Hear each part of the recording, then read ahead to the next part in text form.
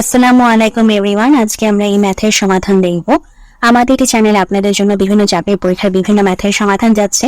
Kindly আমাদের চ্যানেলটিকে subscribe করে দিবেন। তো চলুন এখন আমরা আমাদের আজকের ম্যাথের সমাধানে নেমে পড়ি। এখানে কি বলছে যে ক খ গ এর মধ্যে 110 টাকা এমন ভাবে ভাগ করে দাও যেন খ ও গ একত্রে যা পায় ক তার 3/7 পায় এবং ক ও গ একত্রে যা পায় খ তার 2/9 পায়। কে কত পাবে? আচ্ছা, তো আমরা এটাকে যেভাবে করব অবশ্যই আমরা ডিটেলস আপনাদেরকে ভেঙে দেখাবো যে কিভাবে আমাদের ম্যাথটা সমাধান করতে হবে। তো এখানে কি বলছে যে এই যে ক খ গ এর একত্রে হচ্ছে কত? 110 টাকা। তো 110 টাকা ভাগ হবে। তো কিভাবে প্রথমে বিভাজনটা হচ্ছে? প্রথমে বিভাজনটা হচ্ছে যে খ এবং গ, এই যে খ এবং গ একত্রে যেটা পাচ্ছে তার 3/7, সরি এটা আমি ইংলিশটা বলে ফেলতেছি বারবার, যে 3/7 আর কি। তো 7/3 পায় হচ্ছে ক। অর্থাৎ আমি এটা বলতে পারি, এই যে দেয়া আছে, আমি লিখে দেখাচ্ছি আপনাদেরকে একদম যেভাবে আপনারা লিখবেন।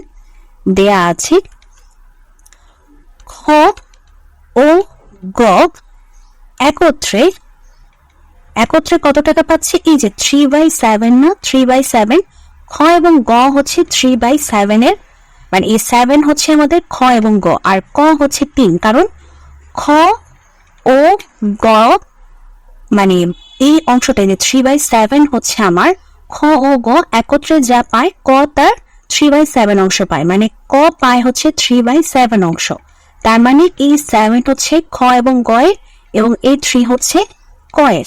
তার মানে আমি বলতে পারি খ ও গ একত্রে যদি 60 টাকা পায়, যদি 60 টাকা পায়, 60 টাকা পেলে আমার ক পাবে কত?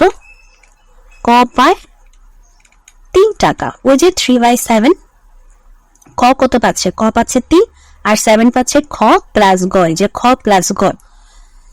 তাহলে আমি বলতে পারি না যে ক খ গ একত্রে পায়, হ্যাঁ একত্রে পায় কত?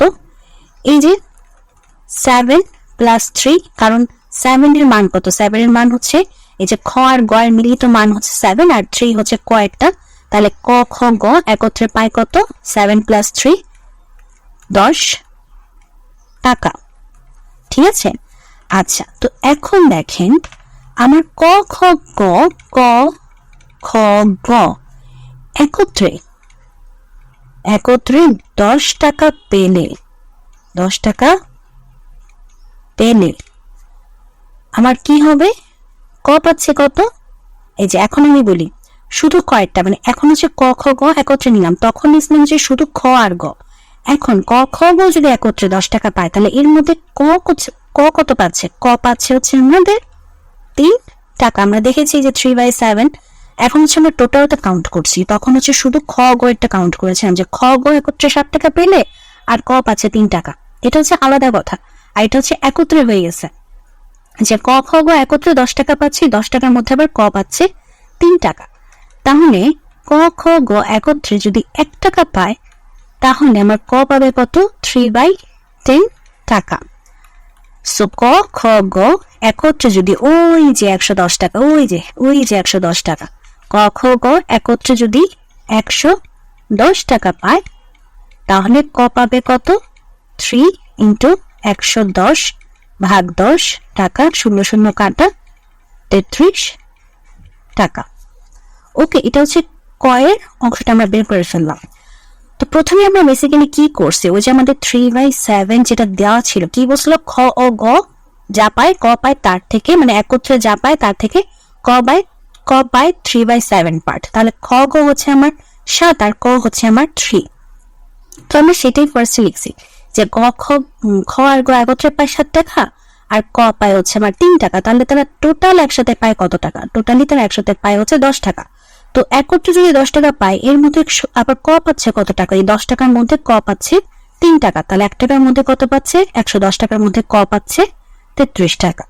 ঠিক একইভাবে আবার আমাদের আরেকটা ছিল না, আবার দেয়া আছে কি? দেয়া আছে, আমরা একটু দেখে আসি। দেয়া আছে হচ্ছে এই যে খ আর গ একত্রে, এটা তো আমরা করেছি। এখন হচ্ছে এই যে খ ক আর গ একত্রে পায়, যা পায় খ পায় তার 2/9। তার মানে হচ্ছে আমার এই যে 2/9 যে অংশটা, সেটা হচ্ছে আমার 9 হচ্ছে আমার কার জন্য, ক প্লাস গ এর, আর 2 হচ্ছে আমাদের খ এর। তাহলে আমরা ঠিক আবার আগের মতো লিখতে পারি যে ক ও গ, আমি নিচে লিখি, ক ও গ একত্রে 9 টাকা পেলে খ পায় কত, খ পায় হচ্ছে আমাদের 2 টাকা। তাহলে আমরা ক খ গ একত্রে কত পাই বলতে পারি, আবার একত্রে ক খ গ একত্রে পায় কত, 9 প্লাস 2 টাকা, তার মানে হচ্ছে 11 টাকা। তো এই ক্ষেত্রে ক খ গ আবার পাচ্ছে কত, একসাথে একত্রে 11 টাকা। তো ক খ গ একত্রে 11 টাকা পেলে আমাদের খ পায় কত, খ পায় 2 টাকা, রাইট? তাহলে ক খ গ একত্রে 1 টাকা পেলে খ পাবে কত, খ পায় হচ্ছে 2/11 টাকা। তো ওই যে আবার ক খ গ একত্রে 110 টাকা, 110 টাকা পেলে খ পাবে কত, 2 × 110/11 টাকা। তো আমি যদি কাটাকাটি করি তাহলে 10 থাকে, তাহলে হচ্ছে 20 টাকা। তাহলে আমরা পার্টিকুলারলি ক পাচ্ছে 33 টাকা, খ পাচ্ছে 20 টাকা পেয়ে গেছি। তাহলে এখন আমরা গয়েরটা বের করে ফেলতে পারবো না, কারণ আমাদের কাছে জানতে চেয়েছে কে কত পাবে। এখন শুধু আমাদের গয়ের অংশটা বাকি। তাহলে আমরা বলতে পারি সুতরাং গ পায় কত, টোটাল কত ছিল, ক খ গ একত্রে ছিল হচ্ছে এই যে 110 টাকা, একত্রে ছিল 110 টাকা। তো 110 টাকা থেকে বিয়োগ দিব 33, যে কয়ের 33 টাকা আর খয়ের 20 টাকা। তো 110 থেকে এটা যোগ করলে হবে 33 আর 20 যোগ করলে হবে 53 টাকা। তাহলে আমাদের বিয়োগফল হবে হচ্ছে 57 টাকা। তাহলে আমরা কি জানলাম, আমাদের ক কত, ক হচ্ছে আমাদের 33 টাকা পাচ্ছে, খ পাচ্ছে হচ্ছে আমাদের 20 টাকা, আর গ পাচ্ছে 57 টাকা। এটাই কিন্তু আমাদের কাছে জিজ্ঞাসা করছে যে কে কত টাকা পাবে, আর এটাই হচ্ছে আমাদের অ্যান্সার। ওকে, তো এটাই ছিল আমাদের আজকের ম্যাথের সমাধান। যদি আপনারা ম্যাথটি বুঝতে পারেন অবশ্যই কমেন্ট সেকশনে জানাবেন যে হ্যাঁ বুঝেছি।